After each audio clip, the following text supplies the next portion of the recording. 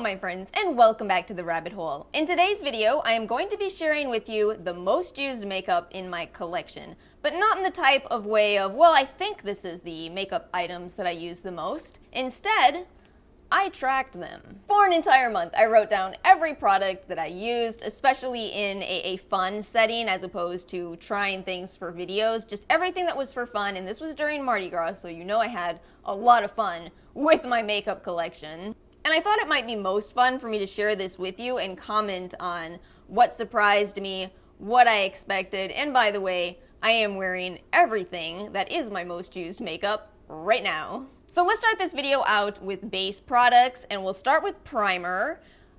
You guys probably can guess, this one is absolutely no surprise. Yes, the Juno Moonshine Primer won, but I do use two different primers. I use a different primer around my nose and my pores, and I use this one all over the, I guess, perimeter of my face, my forehead. Absolutely love this. So that one was pretty much no contest, but as far as the primers that I push around my nose and my pores, I did have a little bit of back and forth here. The one that ultimately won is the Cover FX Blurring Primer, which I haven't talked about in a hot minute, but I think what had happened, actually I know quite well what had happened. Around January, I saw this in my collection, and I started thinking, that's probably kind of old, it's the older packaging.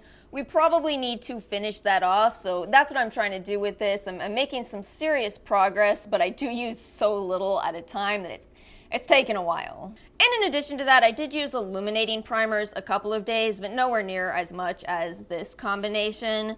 I have eyeshadow base in here, and that one has a incredibly clear winner in the P. Louise base. I used this 9 times in the month of February, and probably every single time that I used this was to do a look like this. I feel like this primer is so good for both holding on to your eyeshadow and intensifying your look.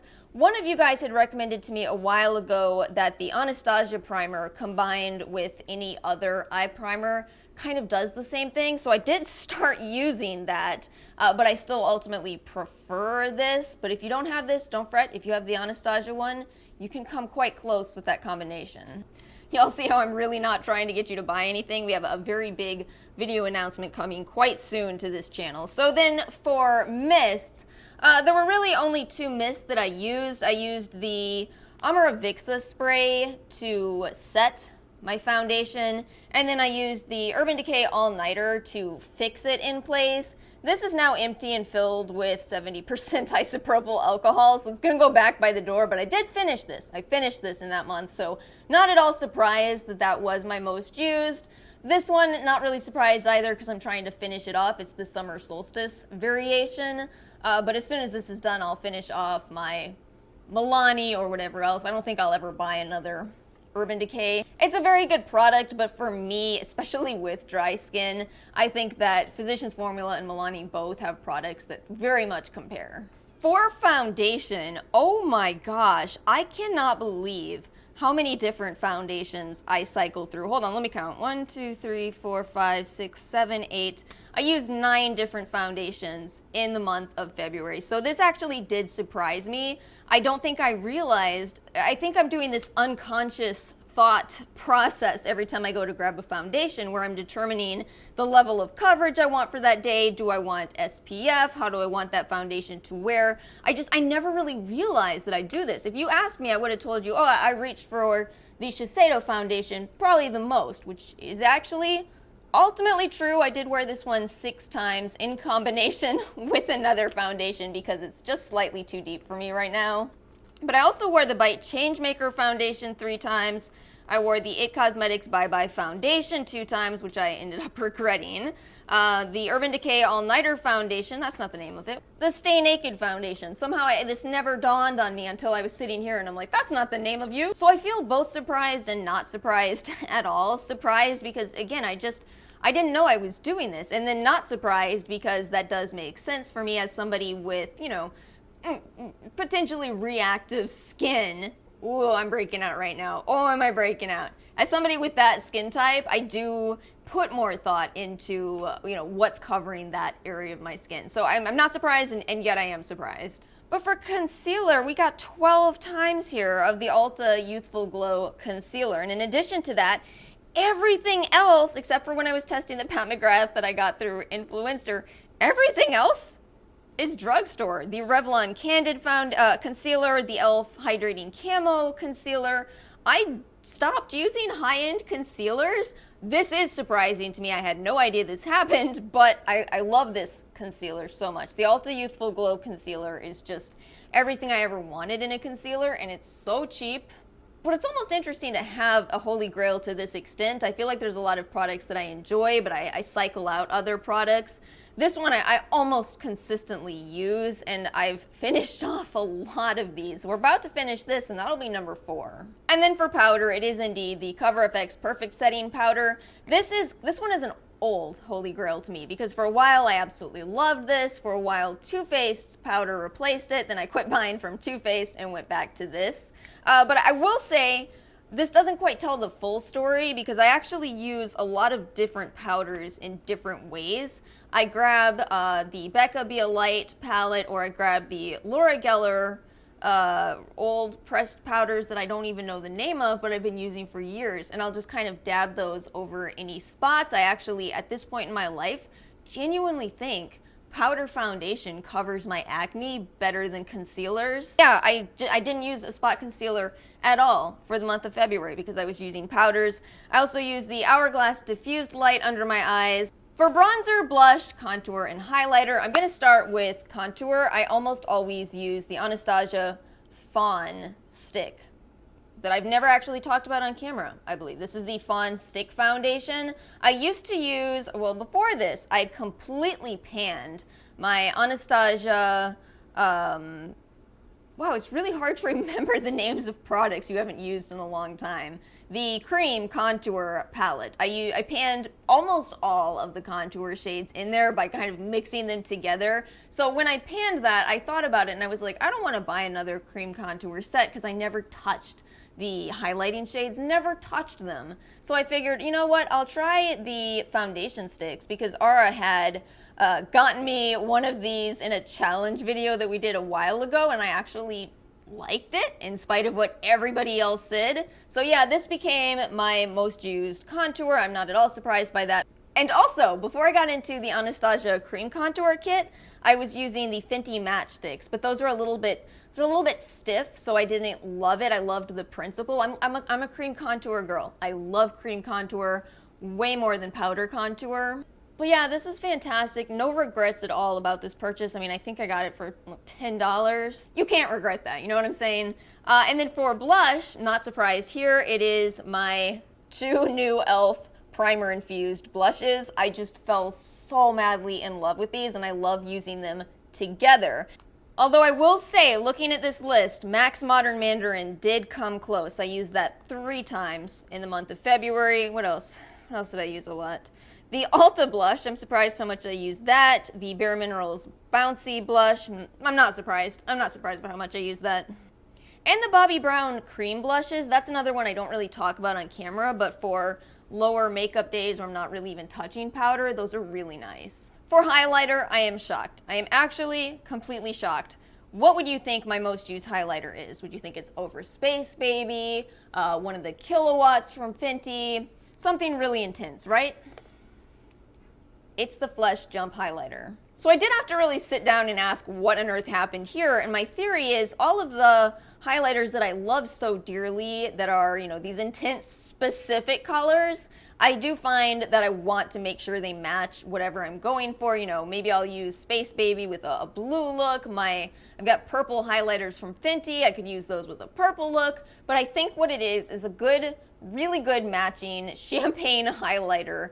It goes with everything. So I guess I shouldn't be surprised. And this is Flesh. This is a brand you maybe haven't even thought about in ages, but this is such a high quality powder highlighter. You don't get texture, you still get a ton of glow. It really is a high quality highlighter. So maybe I shouldn't be surprised. I guess I still was. And then for bronzer, this one might not be a surprise to you guys either. The Lancome one did win, but right behind it is the Physicians Formula and the Milani. I think if I hadn't split those two up, one of those would have won, but I do love this. This is such a joy to use. They did send this to me, and I think it's discontinued, the La French Glow bronzer, but it's just so, look at it. It's beautiful, it's huge, it's easy to just put your brush in. dust your bronzer on and then you're done. It's still beautiful and I'm really happy I have it, but if I run out of this, yeah, I'll finish my Milani and My Physician's formula. Starting to think that's a big if though. This is a giant bronzer. Let's talk a little bit about eyes. So I didn't track mascara because realistically, whatever mascara is open is the one that I use, and especially in February, I wore a lot of lashes and I didn't track those either. I'm not that good with lashes, so I just didn't bother tracking those. But I did want to really quickly comment on some of the results of the mascara survey and tell you a little more about what I'm planning to do. My plan for the month of April, and hopefully this doesn't get disrupted, is that I wanted to test every one of these little minis that I have in my collection. I have quite a selection of mini mascaras, mainly from Ulta. So that's my planned April project, to test 30 mascaras in 30 days. And really, after doing that, I hope that I can come back on camera and really tell you a lot about the differences between them, about, the brushes, how they wear, if they flake, all of that. But I wanted to survey you guys first so that I could know better what to look for. And thank you so much to everybody who did that survey. It was so fun to read. I had a lot of, especially in the open-ended questions where you could write in whatever you want, I had a lot of people trying their hardest to describe mascaras. I figured out pretty much all of them, but I think what was so funny is when I got to the worst mascaras, you guys did not remember. I totally understand that. If a mascara betrays you once, you don't want to think about it anymore. Because at least in my experience, if it betrays you, it probably did it publicly. You probably discovered later in the bathroom just how dirty that mascara did you, and you're just like, oh, Benefit! How could you do this to me? But I did still manage to compile a best and worst list here. So the absolute best mascara, according to you guys, by far, was the Essence Lash Princess Green Tube False Lash Mascara. And the absolute worst mascara, according to you guys, was the Essence Lash Princess Green Tube False Lash Mascara. No, I did not just make a mistake. I know it seems like I did. Does that not just put into a box the reason that mascara is so complicated? You cannot read reviews and know if a mascara is going to work for you.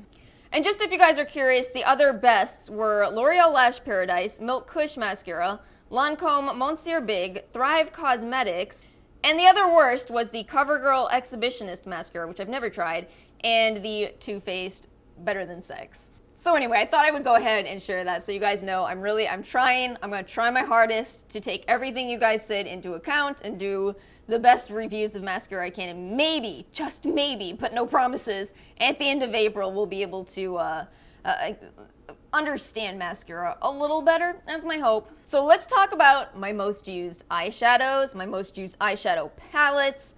Oh my goodness, this is going to be kind of complicated to explain, but on a technicality, my most used was the Viseart Editorial Mattes. But like I said, that's on a technicality. Dark Mattes was actually close behind this, and I've talked about how much I love these for so long. Let me explain how I use these. So first off, whenever I'm trying to do a specific look, when I've got an event to do or what have you, I don't typically just use one eyeshadow palette. I honestly think that the only people who do that are YouTubers trying to use a palette to do a review, or maybe people traveling, but I tend to think probably most of us can open up more than one palette. And specifically with Editorial Mattes and Dark Mattes, I use them under my eyes. In fact, today, the one that I used is this shade right there, because you know what? That's where other eyeshadow palettes fail me. And also because I typically do the rest of my foundation before I do that, that's where an eyeshadow palette failing me could go horrifically wrong. So I rely on these. The Dark Mattes has a lot of good neutral shades. Editorial Mattes has every bright color that I could possibly need. And it's so little powder that you need. And yet that is definitely not the full story. As you know, I use a lot of shimmers. I'm not a mattes only person, so with all that in mind, the second most used, the palette that I use most on my eyelids, how about we say that? It's Huda's Mercury Retrograde. And not surprised, I did say this was my favorite palette of last year. I absolutely love it. It's so beautiful. It's so inspiring. I think that, it could potentially look like an overwhelming color scheme, but you can do so so much with this. I absolutely love it. And hey, I customized it, you know? Last category, lipsticks. So remember when I said I used a lot of foundations? Wow, I use a lot of different lipsticks. But when it comes to lip balms, I'm a lot more dedicated. I actually finished off another one of these Fresh Sugar Advanced Therapy lip balms. I got to 16 times of counting this, and then I just kind of quit because I was like, clearly that's my most used lip balm. And then for lipsticks, technically I used the Diamond Toppers the most from any category, although I have a lot of these. This specific one probably was my most used, and you can see I'm almost out of it. This is Unicorn Queen. The one thing about these, I only put them in the center of my lips, and you have to build them up kind of a surprisingly large amount. I do use them a lot, so I can't be too mad that I've almost finished this one. But it is still surprising, something to know if you're, planning to get one and wear it every day. You probably will finish them. Same with the Wet Cherry lip glosses. You go through those quickly. And that is all I have for today's video. Do you guys think you know what the most used makeup in your collection is, or would you potentially be surprised? If you enjoyed this video, please make sure to like and subscribe, and I'll see you all next time.